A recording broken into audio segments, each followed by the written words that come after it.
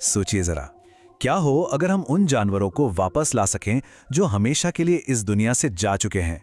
Woolly मैमाथ, डोडो पक्षी, ये बातें जो कभी साइंस फिक्शन की लगती थीं, अब धीरे धीरे साइंस की हकीकत बन रही हैं। चलिए आज इसी के बारे में जानते हैं कि ये सब कैसे मुमकिन हो रहा है। स्क्रीन पर ये जो नंबर है 27,000, ये सच में चौंकाने वाला है। अंदाजा है कि हर साल करीब इतनी प्रजातियां विलुप्त हो जाती हैं, यानी हमेशा के लिए खत्म हो जाती हैं। और ये जो रफ्तार है ये नॉर्मल से कहीं ज्यादा तेज है। हमारे प्लानेट के लिए ये एक बहुत बड़ी वार्निंग है। हम आज एक ऐसे दौर में जी रहे हैं जिसे वैज्ञानिक छठा महाविनाश कह रहे हैं, लेकिन पहले के 5 महाविनाशों की तरह ये किसी उल्कापिंड या ज्वालामुखी की वजह से नहीं हो रहा। नहीं, इस बार इसकी वजह है हम, यानी इंसानी गतिविधियां, और ये हमारी धरती की बायोडाइवर्सिटी के लिए एक बहुत बड़ा खतरा है। लेकिन क्या हो अगर हम इस नुकसान की भरपाई कर सकें? क्या हो अगर हमारे पास समय को थोड़ा पीछे करने और जो खो गया है उसे वापस लाने की ताकत आ जाए? यहीं से कहानी में एक बहुत ही दिलचस्प मोड़ आता है। और यही एंट्री होती है कोलोसल बायोसाइंसेस की। 2021 में इसे शुरू किया एंटरप्रेन्योर बेन लैम और हार्वर्ड के मशहूर जेनेटिसिस्ट जॉर्ज चर्च ने। ये दुनिया की पहली डी एक्सटिंक्शन कंपनी है और इनका मिशन बहुत ही दाढ़हाड़ है, विलुप्त हो चुकी प्रजातियों को वापस जिंदा करना। कोलोसल्स जो कर रहा है उसे फंक्शनल डी एक्सटिंक्शन कहते हैं। अब इसे ऐसे मत समझिए कि किसी जानवर की एकदम हूबहू कॉपी बना दी जाएगी। नहीं, ये असल में जीन एडिटिंग टेक्नोलॉजी का इस्तेमाल करके एक ऐसा नया जीव बनाने का प्रोसेस है जो उस विलुप्त प्रजाति जैसा दिखता हो और सबसे जरूरी बात, इकोसिस्टम में उसकी खोई हुई भूमिका को फिर से निभा सके। तो एक बात साफ समझना जरूरी है, ये कोई जुरासिक पार्क नहीं है। यहाँ किसी पुरानी डीएनए से एकदम सटीक कॉपी नहीं बना रहे हैं। इसके बजाय ये लोग उस विलुप्त प्रजाति के सबसे करीबी जिंदा रिश्तेदार के जेनेटिक कोड को, उसके डीएनए को बहुत सावधानी से एडिट कर रहे हैं ताकि पुराने जानवर वाले जरूरी गुण उसमें वापस लाए जा सकें।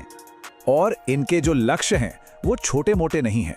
इनके फ्लैगशिप प्रोजेक्ट्स में कुछ सबसे जाने माने विलुप्त जीव शामिल हैं, जैसे कि वुली मैमथ, थाइलासीन जिसे तस्मानियन टाइगर भी कहते हैं, डोडो पक्षी, और यहाँ तक कि वो खूंखार डायर वुल्फ भी। तो सवाल ये है कि आखिर ये हो कैसे रहा है? मतलब ये लोग असल में जीवन के कोड को फिर से लिख कैसे रहे हैं? चलिए इस प्रोसेस को समझते हैं। ये पूरा प्रोसेस 4 बड़े स्टेप्स में होता है। सबसे पहले वैज्ञानिक पुराने अवशेषों से डीएनए निकालते हैं और उसे सीक्वेंस करते हैं। फिर उस डीएनए की तुलना उसके सबसे करीबी जिंदा रिश्तेदार के जीनोम से की जाती है। इसके बाद आता है असली काम, क्रिस्पर जैसी जीन एडिटिंग टेक्नोलॉजी, जो असल में एक तरह की मॉलिक्यूलर कैंची है। उसका इस्तेमाल करके विलुप्त प्रजाति के खास गुण जिंदा रिश्तेदार के डीएनए में डाले जाते हैं और आखिर में इस बदले हुए भ्रूण को या तो एक सरोगेट मां में रखा जाता है या फिर एक आर्टिफिशियल गर्भ में विकसित किया जाता है। और सुनिए, ये अब कोई थ्योरी नहीं है, ये हकीकत बन चुका है। इसी साल 2024 में कोलोसल ने एक ऐतिहासिक ऐलान किया। दुनिया के पहले डी एक्सटिंक्टेड जानवरों का जन्म हो चुका है। ये 3 डायर वुल्फ के बच्चे हैं जिनके नाम रोमुलस, रीमस और खलीसी रखे गए हैं। ये एक बहुत बड़ी कामयाबी है जो दिखाती है कि ये साइंस अब सिर्फ किताबों में नहीं बल्कि असलियत में काम कर रहा है। जानवरों को वापस लाने का आइडिया तो कमाल का है ही, लेकिन कोलोसल की कहानी सिर्फ यहीं तक नहीं है। इन बड़े बड़े प्रोजेक्ट्स के पीछे एक बहुत बड़ा बिजनेस मॉडल और इनोवेशन की एक ऐसी लहर है जिसका असर कई जगहों पे पड़ रहा है। कोलोसल की जो स्ट्रेटेजी है ना, उसकी तुलना अक्सर नासा मॉडल से की जाती है। जैसे चांद पर जाने के अपोलो मिशन के चक्कर में हमें जीपीएस और सोलर पैनल जैसी टेक्नोलॉजी मिली, ठीक उसी तरह कोलोसल का मानना है कि वुली मैमथ को वापस लाने की कोशिश में कई ऐसी नई टेक्नोलॉजीज बनेंगी जो कई इंडस्ट्रीज को आगे बढ़ाएंगी। और इसके नतीजे, अरे वो तो अभी से दिखने लगे हैं। इनकी रिसर्च से ही फॉर्म बायो जैसा एक पावरफुल एआई प्लेटफॉर्म निकला है जो दवाइयां खोजने की रफ्तार को तेज कर रहा है। ब्रेकिंग नाम की एक कंपनी ऐसे माइक्रोब्स बना रही है जो प्लास्टिक कचरे को खत्म कर सकते हैं।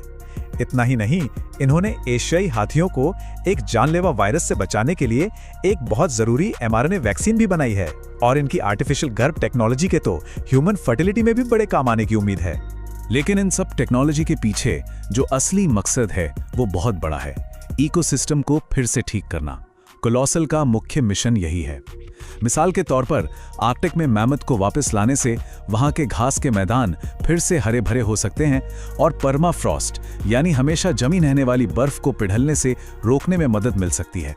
ये क्लाइमेट चेंज के खिलाफ लड़ाई में एक बड़ा कदम हो सकता है। अब जाहिर है जब कोई काम इतना बड़ा और अनोखा हो तो उस पर सवाल भी उठते हैं, बहस भी होती है। तो क्या ये डी एक्सटिंक्शन इंसानियत के लिए एक उम्मीद है या वैज्ञानिक घमंड का नतीजा या फिर सिर्फ एक पब्लिसिटी स्टंट? कुछ आलोचकों का मानना है कि ये सब बस एक ध्यान भटकाने वाली बात है। उनका कहना है कि हमें उन प्रजातियों को बचाने पर ध्यान देना चाहिए जो आज खतरे में हैं। जैसा कि एक प्रोफेसर जेरेमी ऑस्टिन ने कहा, ये गंभीर विज्ञान करने के बजाय वैज्ञानिकों के लिए मीडिया का ध्यान खींचने के बारे में ज्यादा लगता है। लेकिन दूसरी तरफ कोलोसल के सीईओ बेन लैम का तर्क कुछ और ही है।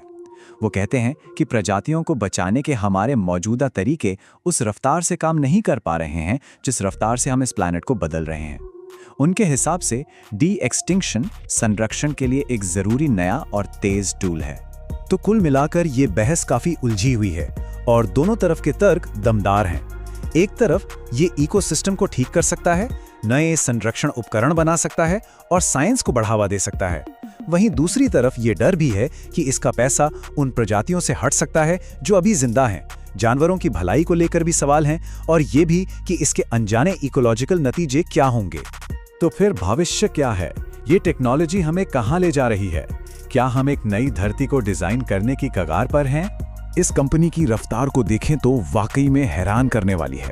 2021 में कंपनी शुरू हुई, 2022 में पहला स्पिन ऑफ आया, 2024 में डायर वुल्फ के बच्चे पैदा हुए और अब उनका लक्ष्य है 2028 तक पहले वूली मैमथ के बच्चे को दुनिया में लाना। तो आखिर में सवाल बस एक ही बचता है, हम इंसानों ने ही इन प्रजातियों को विलुप्त होने तक पहुंचाया। तो क्या अब हमारी ही बनाई हुई टेक्नोलॉजी इसका इलाज बन सकती है? ये एक ऐसा सवाल है जिसका जवाब आने वाले वक्त में इस धरती के साथ हमारे रिश्ते को तय करेगा।